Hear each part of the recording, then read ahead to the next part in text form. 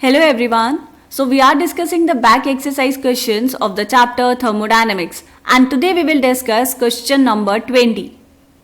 So here the question is, the equilibrium constant for a reaction is 10. What will be the value of delta G naught?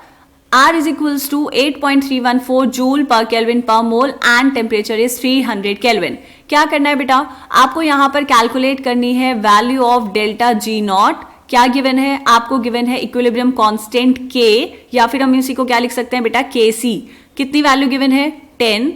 Temperature given है आपको 300 kelvin and R की value भी given है बेटा 8.314 joule per mole पर kelvin या फिर पर केल्विन पर मोल.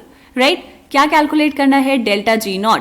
तो इसके लिए आपको तो एग्जैक्ट फॉर्मूला याद होना चाहिए. Delta G naught and equilibrium constant में क्या रिलेशन है बेटा?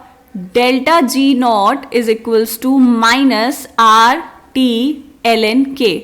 एल एन मतलब नेचुरल लॉग. अब हमें इसको कन्वर्ट करना पड़ेगा लॉग टू द बेस 10 में, तो 2.303 से मल्टीप्लाई कर देंगे. So delta G not will be equals to minus 2.303 R T log to the base 10 के. ठीक है, बस वैल्यूज पुट करनी है, आंसर लेके आना है. करो. Delta G not will be equals to minus 2.303 into 8.314 joule per mole पर केल्विन इंटू टेम्परेचर कितना बेटा? 300 केल्विन इंटू लॉग 10.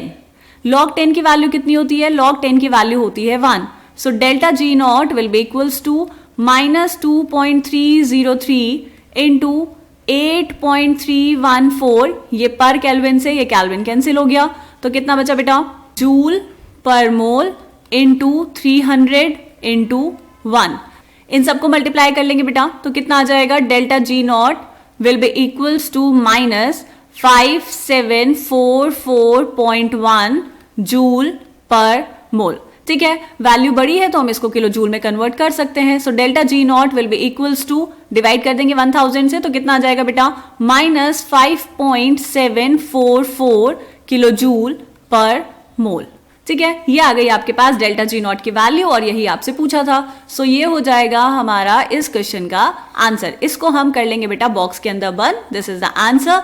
ये था क्वेश्चन नंबर 20. मिलते हैं नेक्स्ट क्वेश्चन में, जो होगा इस चैप्टर का सेकेंड लास्ट क्वेश्चन. अच्छे से पढ़ते रहिए, प्रैक्टिस करते रहिए. Bye bye.